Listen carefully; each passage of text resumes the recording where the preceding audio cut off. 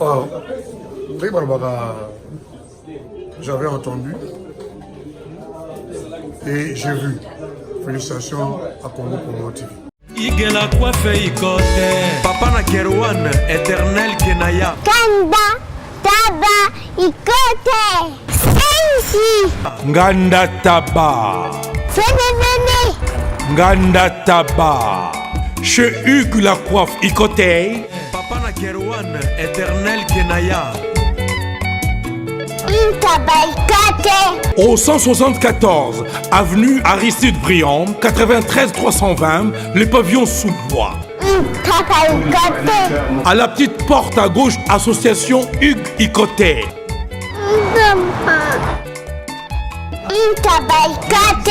01 41 55 0000.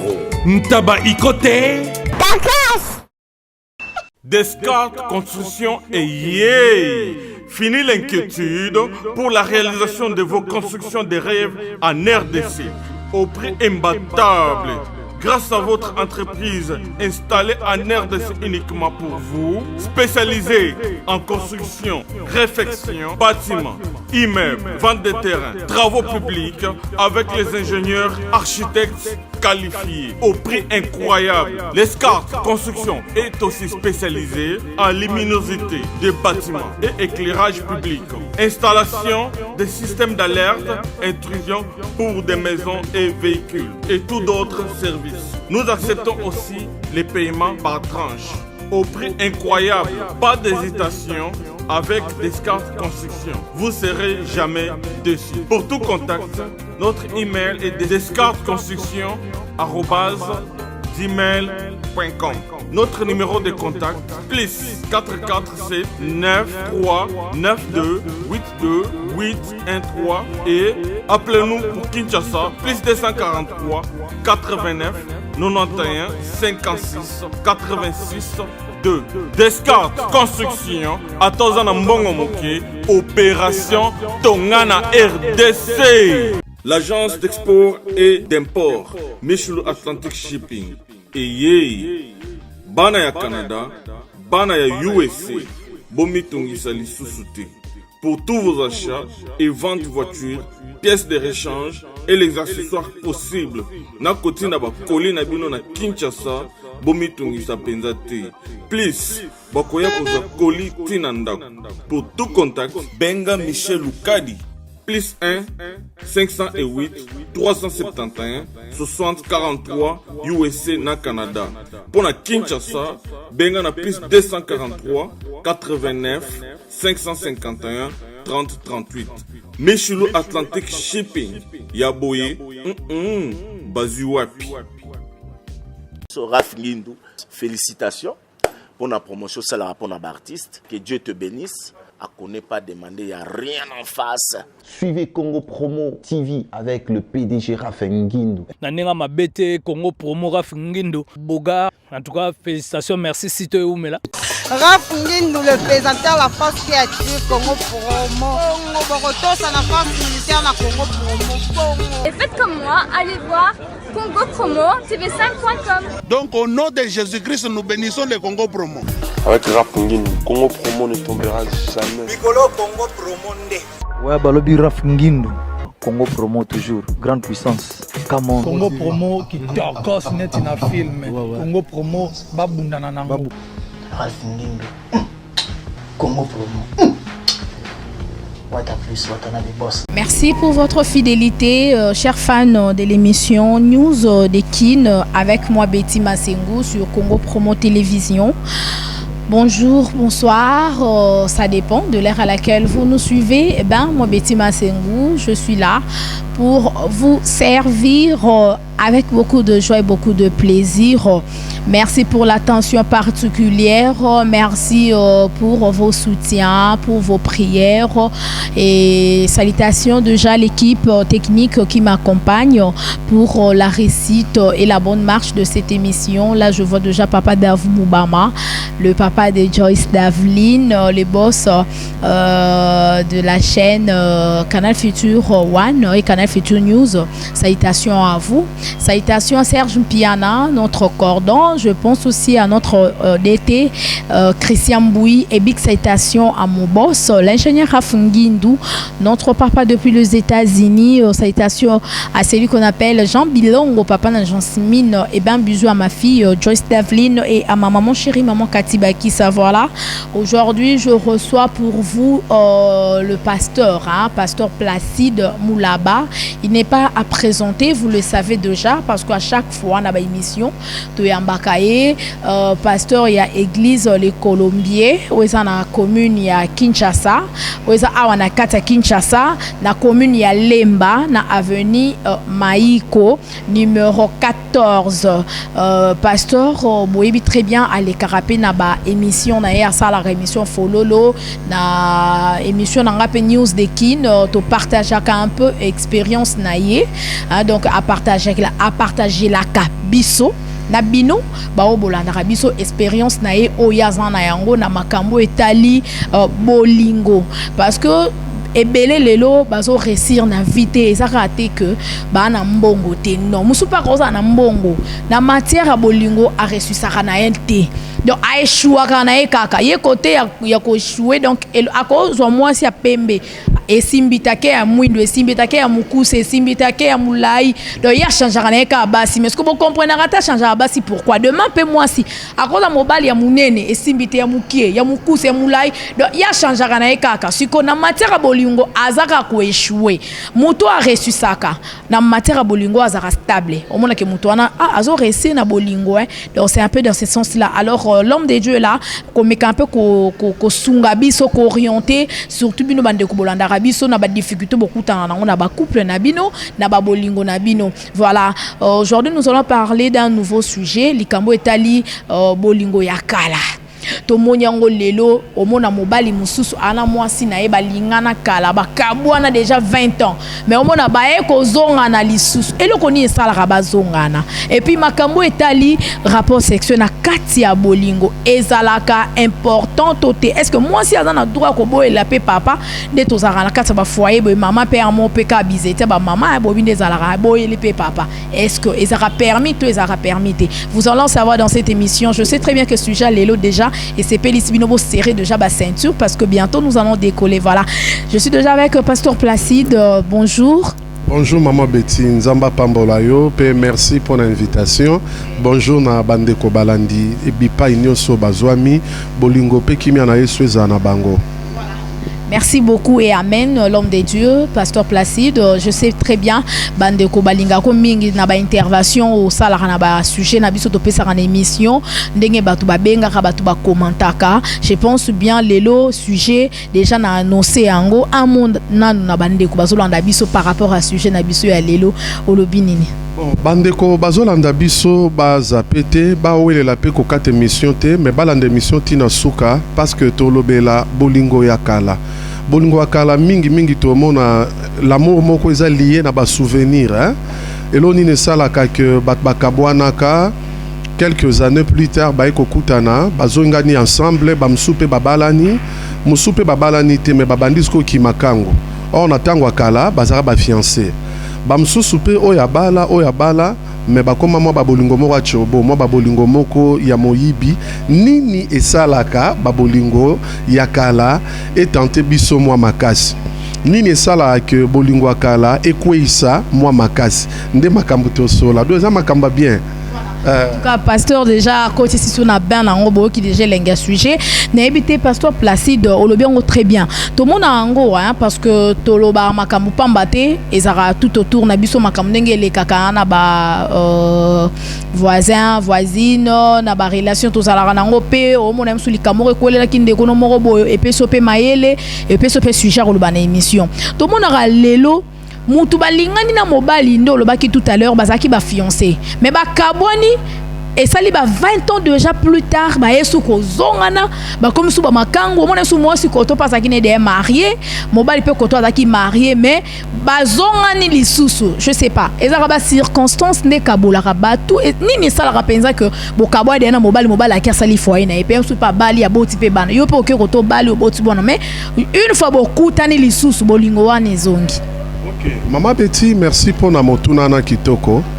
réponse na pe seza boye eloko esalaka bato babima na babolingo na bango ya kala nalingi tolobela bolingo lokola relation pe bolingo lokola personne obo partageaki na ye relation wana nde topresenta lui c'est mon amour, elle c'est mon amour na sens wana eloko ezosala ke bato bazongana na babolingo na bango ya kala d'abord eza bacondition yo bakabwanelaki eza na bamosusu balinganaki vraiment makasi bazalaki prêt ya okabwana te mais baparents bakaboli bango wana je fais allusion d'abord na babolingo ya bomwana les parents vous trouvent deux fois immatures ou bien bozana ba mineur bazopesa bino te nzela ya kolingana po bongo na bino ekolina noté mais sali que na jeune âge wana ba sentiment na bino elekaki mwa makasi.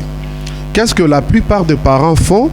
So ba moni bazo pekisa bana bana bazo kate parents moko aza na ba moyen à déplacer mwana na ye mwana na siko pa ba déplacer à Kenda aloko la moto ba sali jeu ya lipapola omoni toza ba sorte mangue belé nazwa mango tobenga manga ba Congo weza ko tuti na mur elembi otoboli lidusu na coin obando fi ba jus nango mama Betty elengi ya manga wana ezaka na mukokoli juste tant poso nango toboki ekatani jus esili siko sentiment moko boza na mukokoli wana soka esali ke mukokoli wana esielo muki okoi na mabele obosa na lengi nyonso jus epesaki yo omona neti nasali eloko te siko bana wana pe bakaboli bango bongo bakei na ba sentiment na bango oyo eza étouffé oyo pa ya kenda a regretaka mutu na ye oyo pe pa ya tikala regretaka mutu na ye.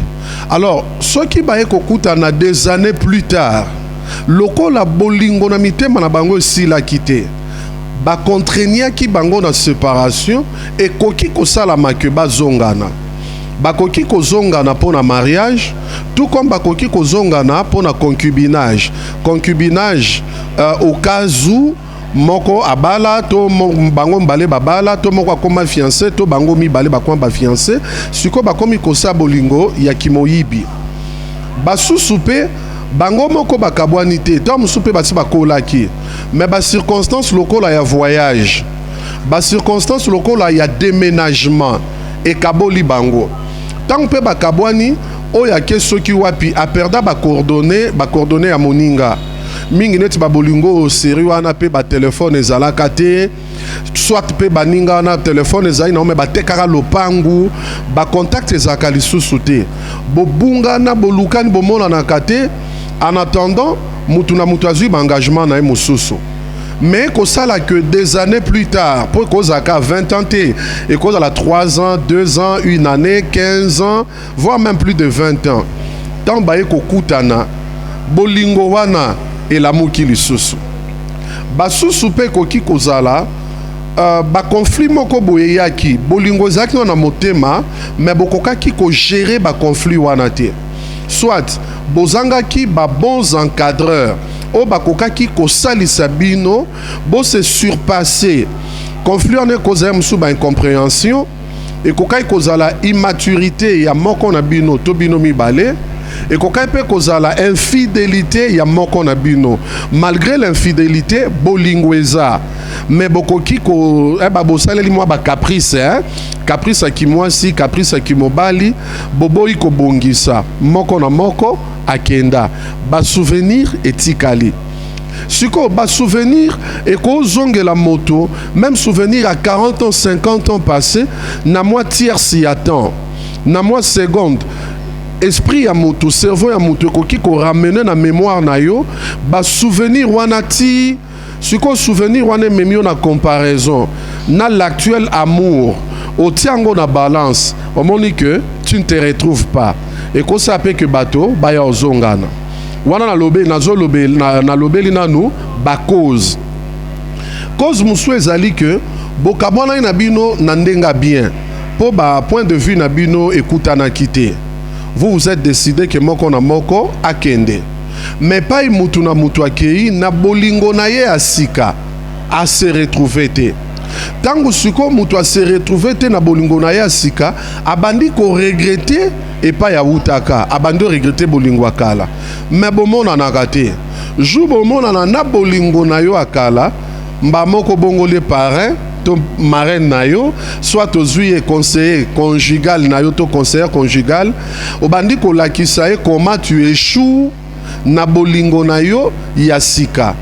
Yomo déjà fungoli brèche na habite soto zaka na bakoz ou bien to koti déjà na masolo ngwana na koba to koti déjà na masolo pasteur Placide azo ça déjà bah cause donc azo éclaircir hein eloko esalara que moi si na mobali donc ba bolingwa kala ezonga lisusu mais na habite pasteur Placide muto de bokabwa nae il y a de cela 10 15 ou 20 ans donc beaucoup d'années hein et l'équipe vraiment bané belé et ça lui que bozonga nindo olbi que eloko ezongi ça peut-être ba souvenir ou bien ba cause oyo ba circonstance au bokabwa ne laki mais est-ce que mobali o ake déjà bali moi so ake déjà bali est-ce que ba kutani bolingo na tango ezonga ka je sais pas est-ce que et ça la rasu bolingo bazalaki nango kala te comme bolingo asika oui maman ça dépend ya ndenge ba gérer yango mais dans le banan boye et là on ne sala que o esika ke ya bali o ya bali et sali que bazongana na zonga le sou na ba circonstance ya séparation na bango peut-être ba kabwana ka pour na voyage peut-être imposition à bas parents ba obligé ba omba kabwana soit pe il y a des églises aujourd'hui et kabola pe batwa prophétie ou bien doctrine église et kaboli batu mais na motema kuna bolingo sila kité Bible bi mokili pete ya biso hein nazoeba zaiko bolimbisa ngai so na ko blesser ba sensibilité mususu tant tozokola zaiko azoyi ayembaka nzembo lobi tozongela bolingo esila kite eza nzembo yebani mwa mingi batu bakabwana na bango baye kokuta na basengi ke bazonga na po bolingo esila kite mama soki bolingo esila kite na motema o deracina ki mutu wana te na motema na yo motikala na ba regret parce que boya ye malgré yo tu comptais vraiment sur la personne mais conduite na ye et ça la kite ke bo continuer regret loko les a place yo ke iso ki se retrouver te au bando kanisa ye kaka. Je me rappelle de l'histoire, il y a un texte mototanga qui je crois il y a La Fontaine, la fable de La Fontaine, l'histoire il y a le chien qui lâche sa proie pour l'ombre. Azaki na musuni na imbwa wana, azoli pembe ne bale. Mais amoni reflet ya musuni na kati bale. Ya kanisi neti musuni mususu ya ne bale, o eza kitoko koleka musuni o yaza na yango. A plonger na mai po alanda musuni ezaki na ebale. Amoni que ezaki ka illusion, ezalaki mirage, ezalaki réalité te. Musuni moko ya kanisa ki keza musuni nzo kezaki musuni imaginaire na kimbwa na ye, ayebite kezaka reflet a vrai musuni ya zanango. Le temps remonté na likolo pour la kolukasiko musuni na ye. Omoni azongeli hein, tango azangi musuni alanda na mai. Azongeli na musuni akala, quand a chien wana Akuta Baïba Moussouniwana, il a tout perdu. Hein? Des leçons, qu'en voulant trop gagner, on risque de perdre le tout. Mais dans un contexte tozo lobela, Batwebele ba négligaka bolingo ya kala parce qu'ils se sont fait des illusions. Tango suko amoni esimbité a beti chita sima, à se ressaisir. Suko moningo bakamwana kana epe a se retrouver tes places à Zali. Suko ni ne salamasi souvent. Tango bokomi kokutana bobandi ko betela na masolo ya kala ndeni bobando kende na zo bolali na pelouse wana kote nzoko azalaka ngambo bota bon moment yo se pasaki wana ndena zaki alongole tabe poso ayo kati na minu ye pa kati mutu na mutata funi etabe bo comprendre te bo tutani siminoko ndene banda sa ka sucer bonbon moi tiango na songa lole moi cd yo po yo kangi bonbon wana bo betani plonge sikwa zotala o azana ye na ndaku alingi makamba bombo te o ya koka secrété mama beti alobi ya koka secrété sikwa babiloka ba bonbon wana ezo manquer. Bozaki amo boke na plage, soit boke na piscine quelque part, bosokoli, boboake la ni maiso na plage, bobamba ni zelo na ndenga lipate, amo muninga memio boki manombango.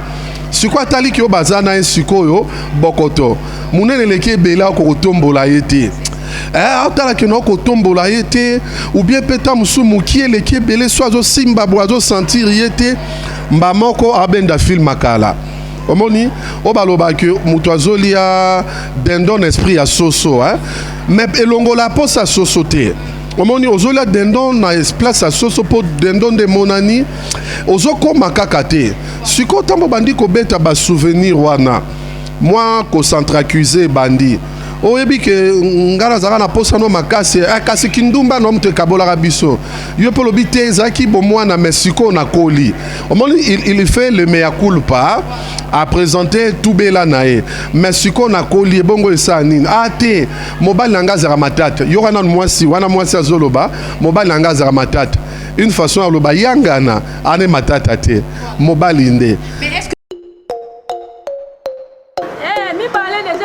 libanda na misu na ngai nazomona yango troisième mpe koli ka ndenge olobaki troisième koli déjà ngai nde libanga te mpona yawa te nayesi zibe service nazwaka ata 37 koli awa na zibe service na mbala moko 37 ngaku nabangaki nayebisi mwana tiaka 3 ah bon yiba yango na kiserie na bango ya mosala baza mpe na brazzaville mwana alobaki nanga mpe na ngola bazali na ngola bazali na brazzaville seke tobenga bango monde entier okokaniseli lokola mondele na moni yango aza mondele te azalaki yo mutu uza na france précisément ezala na paris ezala na rennes ezala na lyon ezala esika nini soko uza na koli na yo kunyokoma na yo te banimero na biso yango wana benga na yo zibe service akulivre yo carton mpe koretire ye moko akuya kozwa yango mpe akuyawe na kisasa kaka kisasa te ya maniata makalu na point noir na brazzaville na ngola na kinshasa place ya kobunga eza te Hugues Lacoiffe Ikote.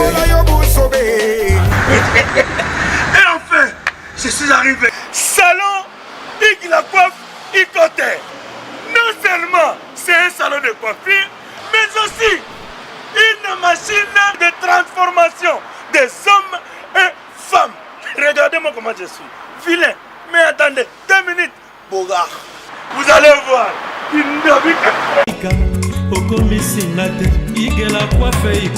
Hugues Lacoiffe Ikote, votre salon de coiffure mixte afro-européen situé sur la Nationale 3 au 174 avenue Aristide Briand, les pavillons sous bois. Pour plus de précisions, veuillez nous contacter au 01 41 55 00 00 ou encore sur notre site hugueslacoiffeikote.com. Nous sommes ouverts tous les jours de 8h à 20h, même les jours fériés. Hugues Lacoiffe Ikote, l'homme qui coiffe la ville. Hugues Lacoiffe Ikote, le salon de coiffure mixte afro-européenne de proximité. Au 174 avenue Aristide Briand, les pavillons sous bois sur la Nationale 3. Un seul numéro, 01 41 55 00 00. La beauté de votre chevelure chez votre frère. Hugues Lacoiffe Ikote, même père, même mère. Chikicha, chikicha, cha cha. La beauté peut tout changer. Salon Hugues Lacoiffe Ikote. Quelle beauté! Sexy pour les femmes, ndindindi pour les hommes. Et arrivera peut-être que mobali au bokabwane kala bien moi sur bokabwane kala tant beaucoup tani botika la camarade. Est-ce que c'est possible? C'est comme si c'est impossible. C'est impossible té. C'est impossible té. Ça dépend d'engue nini bozo gérer relation na bino hein. Non lingate na kota penzanga. Mais nazai na vie passée na ngai ba copine musu nazana bango to mona na tilo to sola très bien. Na ebisa madame nanga ndeni tozara na bango. Na madame nanga basola très bien sans problème. Ça dépend d'engue tozo gérer les relations wana. siko na bakane tsoto banda oloba bo se retrouver te tambo bandi ko betela na masolo andenge yo mobali tu ne te retrouves pas na bolingo no sika yepe moi c'est pas ya kenda il y a quelque chose qui manque elle ne se retrouve pas na bolingo na ya sika siko yo borobanda ko yokela na mawa wana mukolo boko zonga na tamusu botia na sulito ite lokwa boyebani ba faiblesse obini ne komaka mawa bobando se fixer ba rendez-vous na sima mawa ba rendez-vous mukomsumbule ko kangela no na kati ya voiture mukomsumbule ko kangela no na kati ya resto moi botambo na sambule ezala te faut bo parquer mutuka quelque part wana du moins pour na baza na mutuka maman bo se retrouver na sambula climat changer mba moko moi ebima makasi mais moi fraîcheur ambula moi botambola te ponzele baby bino mbale kaka loboko otinda bino bosa makambo bolingi te ama loboko surtout biso mibale na banana na simbio awa so tiki na matisi yango awa otiki eke na lipeka o comprendre te se comment na libele hein or so ke komi na libele olingo linga te ke na sali bumu nde na tango no mona mwasi azoloba tikako boeza lisumu mapeso lipeka tikako na koma ya mutu aoltenga mamupanzi na yo mobali pas ozwa jete oh même mukile zoloba sane to boya nzoko olinga aosane te zoboya na maloba mena nzoto aomi pesa tika na ko sa makamba bongo ko yebite ke zabi o comprendre comme dans ça là ao se déboutonner o sutuka boye mutuke se baluka kala. Or tango pe bosi sali likamba bongo na ebite bloko onde diabolo tia ngwe lengi moko boye o mona mo lengi moko boye diabolo bongi sango tia ngo ba bien moko boye ba pilipili ba mungu moko boye o mona ngo kanete leki ya ndako système kama kaya banzela nde ba makaya banzela le kaya ndako siko système makaya banzela o moni e koma siko bomona naka mbala na mbala appétit pe bandi kobota. Or déjà au début soko moni que ex nayo abandi ko manifester regret à séparation na bino en accusant oyo bazana ye sikoyo et ça déjà signal rouge pour na kotali sa que keba ko entretenir les sous relation na makasité pour na simama ya mawa tu vas céder. Bon ba mususu pe bako kutana na bolingo kala bana na posa ya ozonga na te me bakomi ko betelana ba minioko na bango onga mwasi naza na endenga zoni okolangawa joli yozaka bongo te yozaka tendre mais on a bali na zoyeba te soka zalaka parachutiste na zoyeba te soka zalaka kuluna abandi ko critiquer moi sina na ndaku surtout ba comparaison wana ba comparaison azo l'action que yozaki angelou yo pa na deux fois ezala kité yo pe moi so bandi ko ebise babolingo ngo ndenge moko yanga pe ka Roberto Zanaye mobile mobimba zanga tendresse il est tout le temps parti il rentre fatigué na mbeto akokakelo côté omi fongolit ndenge ye mo pe ami fongoli e ko botela bino pe mawa na mawawana bo sutuka mususu na sima bière brune omol ba bière oza mwindo ba bière mwindo e yandula nzoto e yanduli bino nzoto o wana pe msoazena na voyage bon loko la pas zarana na ndako te bozwa ki rendez-vous place moko isolé e bandi mwa minoko oto suka kana monoko bambrassade moi ba caresse bosu to suka na monoko siko tambo suka na monoko na bo ebite ke monoko yanduli ti ba partie assez boko sutuka ke bosu botuti sa banzoto bokoma déjà na kati ya vie ekobo sans que boyeba siko lokwa bobalana déjà na miso nzambe na miso famille na miso l'état nde sala ke bolingo komi ya kimoyibi lokola kamoko na yebi ya mwasi na mobali bavanda na binza bon ba se retrouver que balingani ndenge wana siko so basaleli bolingo na bango na binza bat ba timbela bango bango siko bakoma kubima bakenda makam na bango côté ya sans fil bakota kati kuna côté bamona ke muta binza poya eza mwa pasi omoni na yebi peka ya couple mususu bango kutu bazona ndako afutela bazanda quoi foutre l'ailleurs parce que la femme travaille, l'homme travaille, même au marié. Bazwa skonda quoi foutre là, batia sentinelle à Kenge la Kayango, bajour à rendez-vous, ba ko kutana kuna. Là au moins ba yebi ke ba na kati ya sécurité d'après bango. Bana sécurité mutoyo akuta bango kuna zate o mobile no kangayete o mwasi na ye a okangayete mais babosani ke nzamba okanga bango nzamba amona bango. Mais comment il faut faire pour éviter babolingo akala zonga lisusu surtout pour bandeko be ba victime nango pasteur Placide? Oui maman Betty, d'abord yomoko omiyeba, si tu as un faible devant ton ex, hein, ex nayo, ceux qui ont regretté kaka malgré le nombre d'années sala que bokabwana, ceux qui ont mon akaneti mobali azo convenir na yo to moi azo convenir na yo ezakaka oyo bokabwani na yo wana mama 70% ya chance ezake ce bokutani na ye bobima ezake ce bokutani na ye bokuya.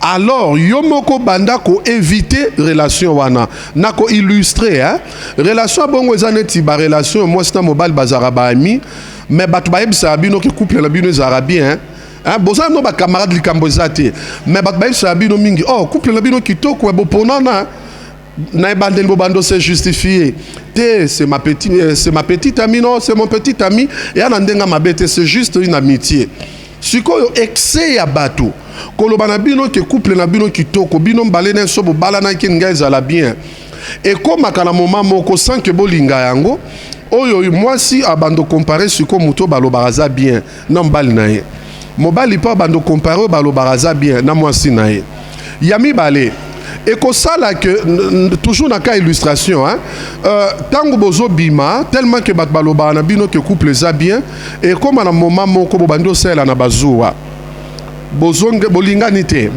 mais bobandi ko salela na bazuwa alors bazuwa boza ko salela na wana ezolakisa déjà que terrain za favorable pour bolingana terrain za favorable pour bobima ba détail ezebele wana za sujet ya mukolo musu na zwika deux éléments na pour natal ça peut que na bolingwa kala soki bosalela nakana nuzuwa to bozongeli komonana mbamoko zuwe zongi o mutu so be muninga beti lisolo moi c'est toi mobali na ndako yo tiko betela masolo na yaza te to beta masolo na biso mbale c'est déjà de la jalousie ezolakisa que moi moto wana et la muki ceux qui sont capables ya affronter moto wana te couper court na relation wana couper court et loko nyoso ezomema yo na danger moko mon ami yeba ko kata yango na nzela avant que le trop tard n'arrive.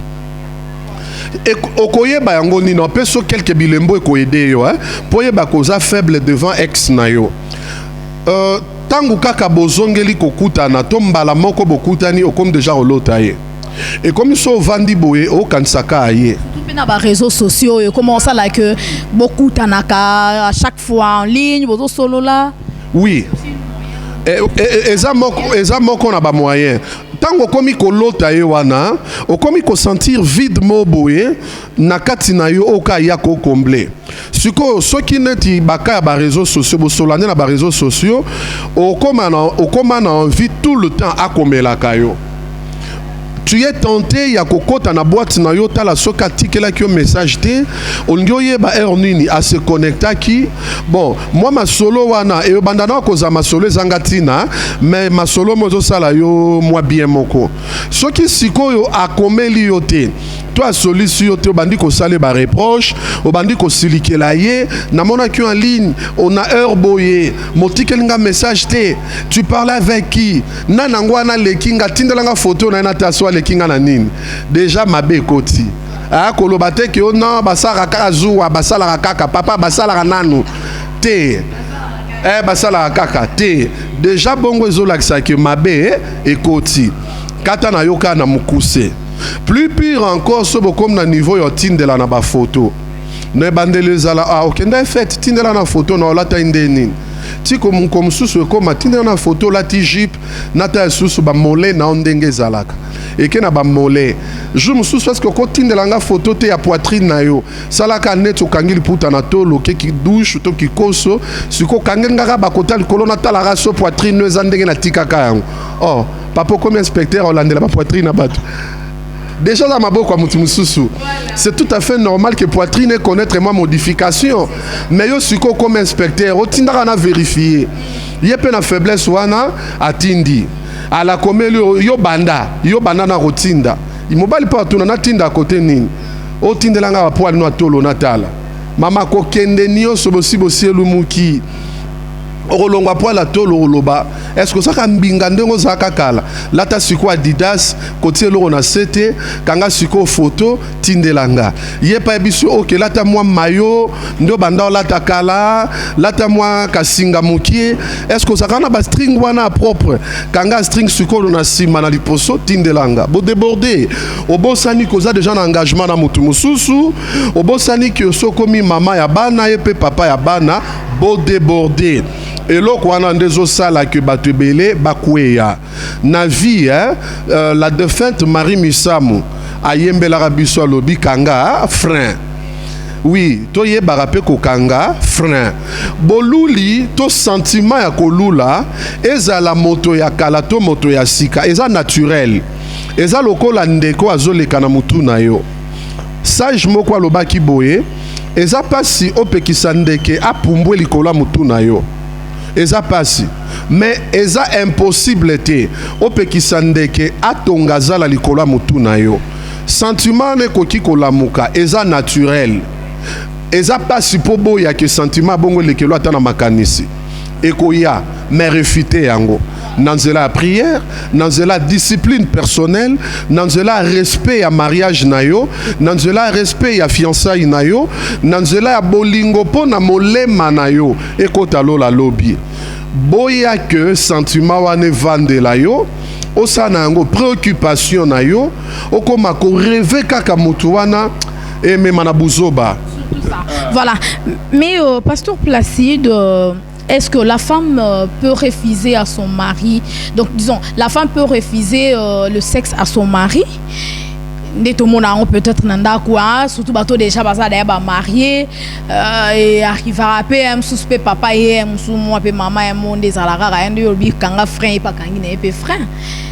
Et ça c'est un peu chier ou et les carans en opé. OK. On pose deux questions. La question li pose réponse tangeza non, pèse à la oui. Non. Moi si à koki kopi mela mobile naye nzotote. Oui. Bon, disons, ba couple ba koki kopi mela na nzotote. Non, ba koki kopi mela na te parce que Bible est boyi. Mais Bible peut si ba raison et ko sala que ba pi melana. 1 Corinthiens chapitre 7 à partir à verset 1 aux okita. Et lobi ceux qui bo pi melana nzoto ezala pour la prière. Ezoape battant et belete de peur que diable a tenté bino na incontinence na bino. Quand est-ce que moi si à koki kopi me la mobile nzoto tant moi ça dans ba période yaye a kopi me la mobile nzoto po Bible pepe ki si bo sangisi nzoto na eleko wana même minganga bazo pekisa yango c'est moins hygiénique. Moi ça koki kopi me la mobile nzoto na eleko azaneti na zemi wana za na ba menace. Médecin koki koloba que pendant une période donnée à temps bossa le côté peut-être pour qu'on les a pété moi ça zolandana nous traitement. Moi ça koki koboye la mobile nzoto peut-être na période où il y a maladie neti ba infection et na basi mususu soki azana ba infection zo déranger chaque pénétration abando ka ba douleur atroce na niveau ya ba ventre na ye. Maintenant comme moi si mususu alobi il y a ce pela makasi na rapport sexuel so ka na ba infection pour mukusa ne sala ke bien makasi abi mukusa ne sala ke lengi. Or ayebite ke mukusa ne zo sala lengi mais comme ça moi si mai au comme mai à la moins hygiénique et c'est de temps en temps mobile se retiraka ou s'essuyer.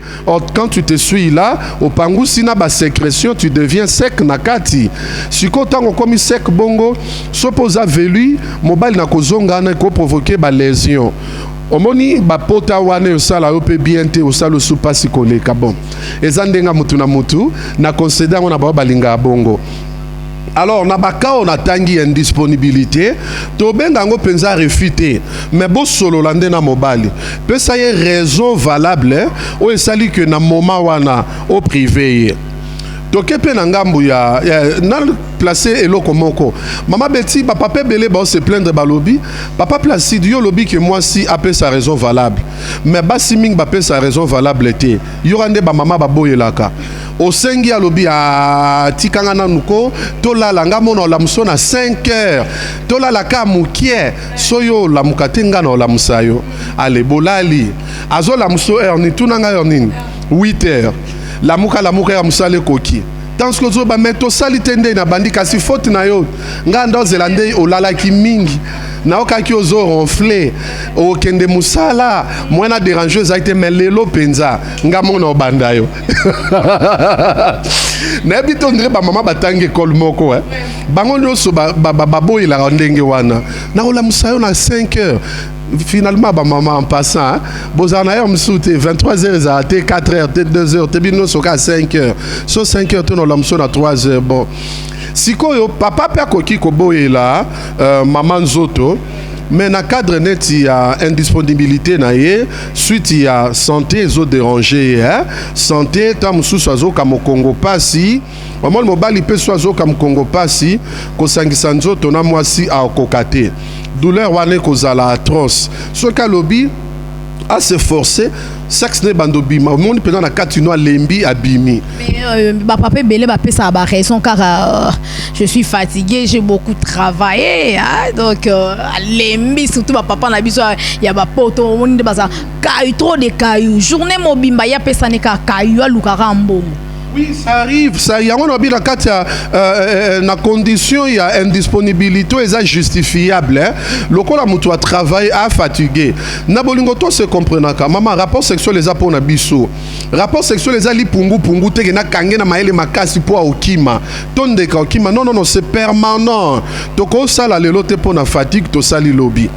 Donc ça la royauté 2 heures 3 heures 5 heures après nous autres koki ko se reconstituer après to sali mabende ya ba papa mingi ba koma pe kokosa asa ke ya beti bilo ne libanda ba vide obi ba so libanda ba anko muso azo so pene fona vide po so azongi na ndaku azanga mo se pelisa moi sinai akanga openza bo alesa 3 boules 4 5 au les lapins soko o tiango lapin ati o sangisi ankoro donc betelo ba formule moko bo po abenda yo penza o koma ndako bo mupepe lembele o kota boy o katani basa libanda mingi yanko baza. Moi je ne m'adresse pas à la catégorie à batato baïbara libanda wana parce que ça sumu botika. Mais ceux qui papa a fatigué pour une raison valable maman comprendre mais ça la peine à ba stratégie Comment le papa soit fatigué tika ya lala pona ngonga mona kati ya butu yo la muka ko la musayete so yo la musi ya mususu na ko sutuka wana mutu e osale passe makasi yo ke no kana bakare simba kaye tango bandi ko simba na sapongi oye côté ya sexe na yo zo simba ngo azo érection na sapongi obeloko yo la musi oza elengi elengi nde mtu la musa soit la mukina elengi aosala bien makasi ba papa babi makam na loba fatigue za sute wana fatigue za late elengi la musi déjà elengi et prendre soin ya fatigue pour longola yango mais so la musi net brutalement bo mutu e obeta e makasi a kokate a peso ba prétexte sikoyo soki côté wana tozo pimelana pour na ba raison eza non valable eza lisumu eza peka lisumu te eza ko exposer basi na biso to mibali na biso parce que oyo zobo ya kosala na ndaku libanda batu ba lukango bazebele pe bato bakosa yango kitoko koleka yo nazo encourager bango te lelo ba ujana baza mama papa moi zo ebisanga c'est un papa zaf papa moto solana très bien jeune papa alobi tant bano ujana bazo reni alobi na yo kanan bano mike bazande nini alingi mineur mo ya 17 ans alobi pasteur Placide na frappa bon aza yanki abi pasteur na frappa petu wana na beta 3 biloko siko façon na betela ke 3 biloko ngale ba ke petu wana bando lenga na suka nazo ba textuellement ndenga lobelaki abi na ba ke petu wana bando trembler na suka mais akamo tango asilisi fiangwa bisabi misa tukake koki nalatalanga bilamba tokende elekeli obi prétexte na zwabi ba utotinela message moko ba lukanga urgemment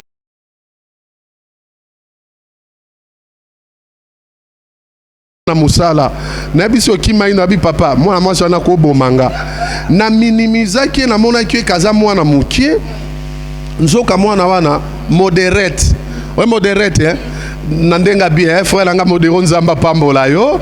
C'est un frère Yalemba que j'aime beaucoup. Modero l'accession de Rolia Baboula Foufou Belé. Si comme moi soit na Modero à moi si. Ya Olia ba Foufou te me bakou. Et Belé alia katonda kate. Maintenant tala moi soit capacité ya ko résister pendant 3 coups ou plus. Si ko yo mama mo mutabonga zambanda na yo.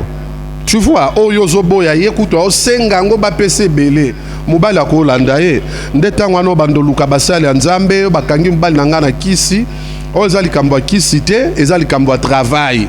Oui, yo pe papa tangu yo zo pimela mwasi na yo yeba kezana ba performant libanda otali mwana mobali musunde kono mobali amela eloko te mais makasi na ye ya nzoto. Dernièrement je parlais avec un pasteur azobetelanga lisolo ya mwana moko ya église naye aza na fiancé reconnu officiellement mais sœur ango ba engrossé ba pesi ezemi sikoyo sœur azotanga fiancé naye likambo comité na église pour na famille ebanaki mais garçon azoloba ke zemi za ngate pasteur ngane to sala na le côté fille azo insister kaka bité za zemi na yo nga banga nzambe yo nde fiancé nanga. Pasteur a dit frère wana zelanga na kota na mwana nga mwasi na bureau to sola na entre biso à côté mwana mwasi na bureau abi ma fille dis-moi la vérité zemieza ya nani elo na sepera na basi tango wana ndenga lobe changer oh papa nenga kana loba wana ndoga manzaka papa nenga na loba keza garçon mo oh beta na lisolo garçon ngo nani mama beti yoka lisolo yo histoire on ezole kana matete. Maintenant, ça va coordonner ba détail te histoire on ezole kana matete. Tout nana na tiemo la mwasi wana zemi. Fille aza na groupe ya baninga na ya bapagano. Baninga na yo wana bayo betele lisolo bazaki 3. Balinga na garçon moko aza na bon marché, garçon na bat baluaka ye.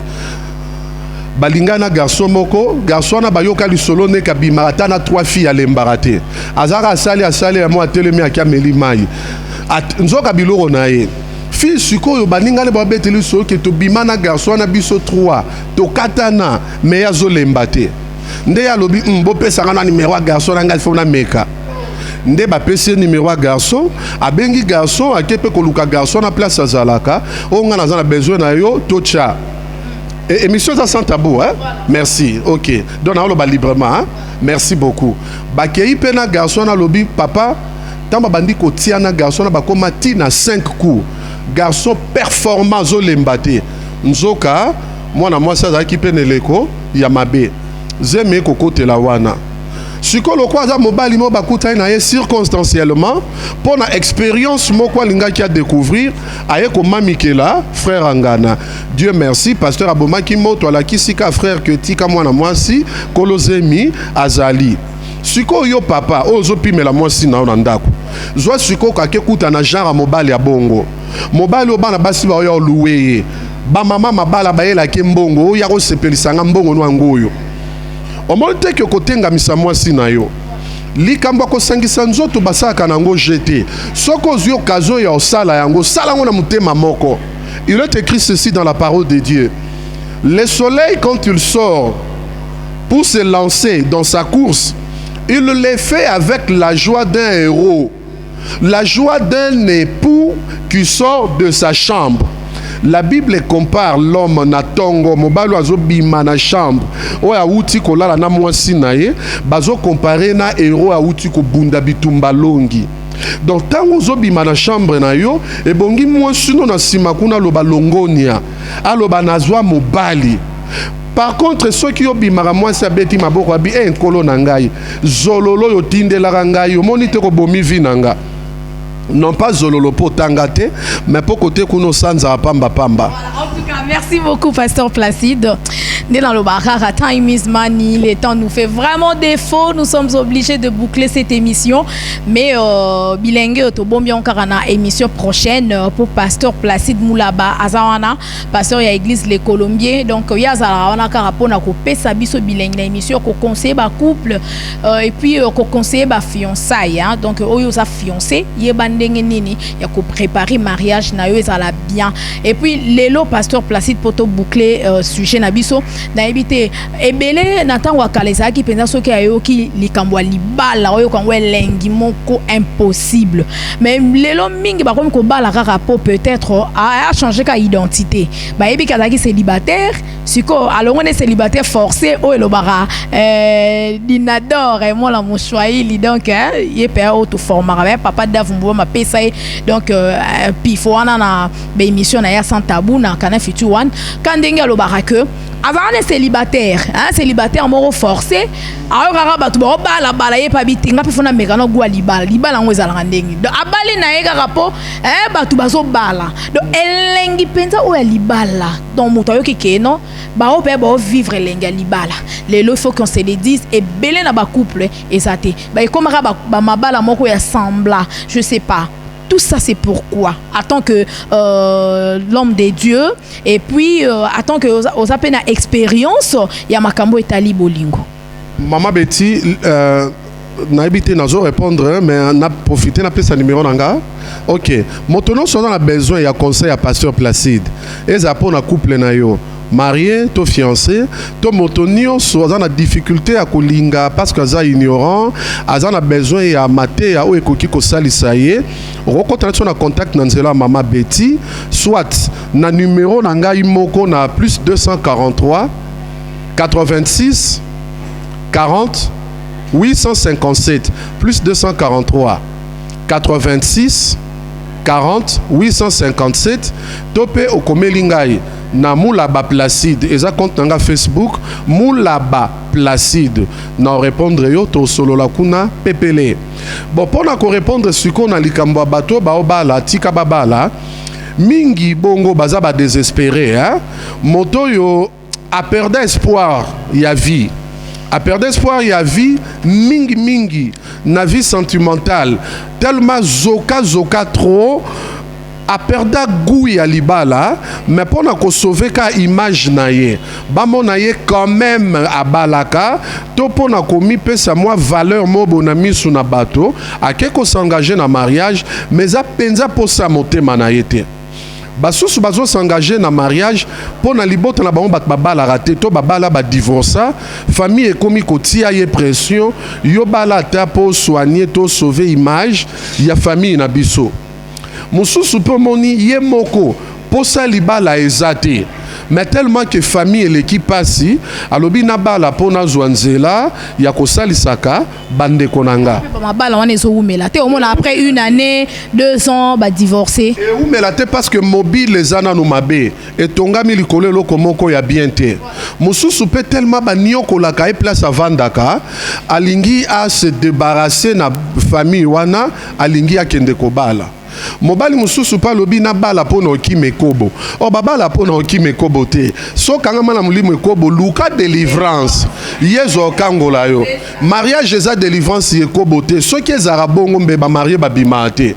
mutu ako kangola na mulimo kobo kombone Jésus Christ de Nazareth so ki yezo avandi na mutema no marcher na crainte nzambe okime kobo siko mutu abala ki po okime kobo mamoni que nanda kwa libala ngo pazo se retrouver te pour se ko bwana zananu soit à mon tu mariage bandi ko limiter ye ya sa mesana ina alendunda leki kala kasame ki mwa mungusu lobi kuna mwa monganza lobi kuna mwa mboloko sikwa mona ra pondu aoyiba nde loko sali que bato belé bakoti mabala ya malonga te basusu pe mabalo pasteur muta tindikiye église lobi sœur wa se comporta bien frère wa se comporta bien bobalana abali pour faire plaisir na pasteur mais aki posa motema na yete tu vois muta bongo pe exposé na okabwana lobi libale foza la posa ya moto moto zolingana na ifoza la moto ya choix na yo pe libale bongi to associé nzambe pona ko kimanioso wana faisons-nous encadrer toluka ba information et pas ya ba nzamba sali grâce lokola na émission oyo to pesa mateya to pe ba bazo réussir na mariage na bango basali preuve ya bolingo pendant autant d'années bakoki kozela biso pe bénéfique na moi makambo mingi toluka pe aide ya Saint-Esprit po tomema bolingo na biso ndenge Nzambe alingeli. Donc biloko wana mike so to tenir compte na yango lobi na biso eza kitoko makasi. En tout cas, merci beaucoup, Pasteur Placide. Pasteur Placide a payé un remède. Donc, et là, on a coco salapo, na kokima un peu infidélité. Na kata bolingo. Ndengeni boro salapo na ko éviter bolingo akala. Ou ya bokabwana po bozonga na lisusu yo dejo bala, mobala bala monsa bala.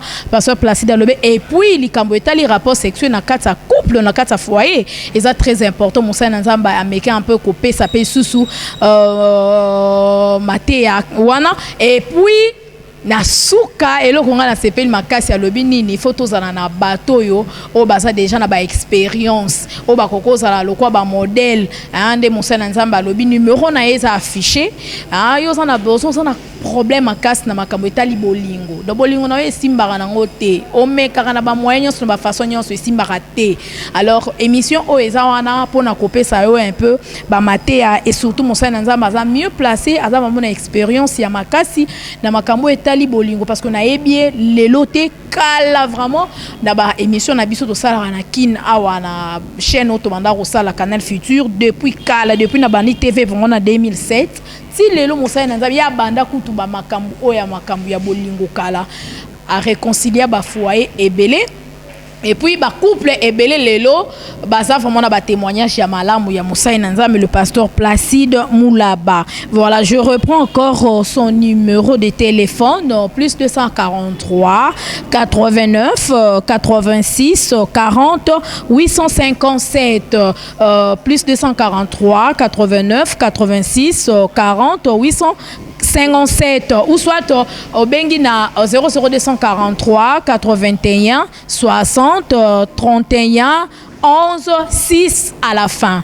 Donc on appelle ça numéro nae. Donc ce sont les deux numéros, il y a le pasteur Placide Moulaba so bengi rozwae ou soit au commun na WhatsApp à répondre yo. Mais to robeta sujet mususu la makambo etali ba choix. Po ebele lelo ba tomber kana ba choix ya mabe ya ngomoni que bazo réussir te na makambo etali bolingo. Alors boroye ba choix nini oyo ekoki ko aider biso pe na bolingo na biso et avancer et puis eumela. Voilà, c'est par ici que nous mettons un terme à ce sujet. Merci beaucoup à mon invité le pasteur Placide Moulaba. Merci beaucoup déjà à celui qu'on appelle John Lubila l'exceptionnel depuis les États-Unis. Menu exit. Merci aussi à la joie de Pichuna depuis Londres.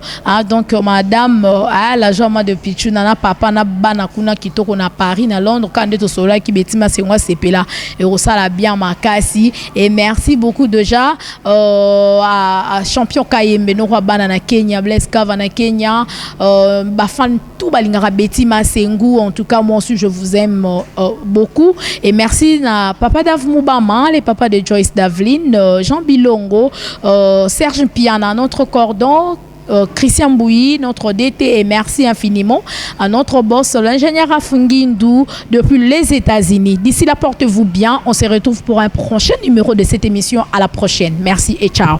Joyeux Noël, bonne année. Bye bye. C'est Pela TV et yena makambu ya sikali susu. O ba chaîne ya France eza na kati. Ba chaîne ya Congo eza na kati. Ba chaîne ya Londres eza na kati. O ngomona makambo ya politique ya sika. O parti AA eza na kati. O parti BB. O CFAIO eza na kati. Ya Sepela TV. Bouquet comme ya muke boye. O tina poche voyager na ngokeno partout lingi. Na bouquet na Sepela TV. Sepela TV. Mais ma biso n'engozo ma biso wana 4K. Machine ma daka daka. Sepela TV. Bienvenue dans le monde de Sepela TV.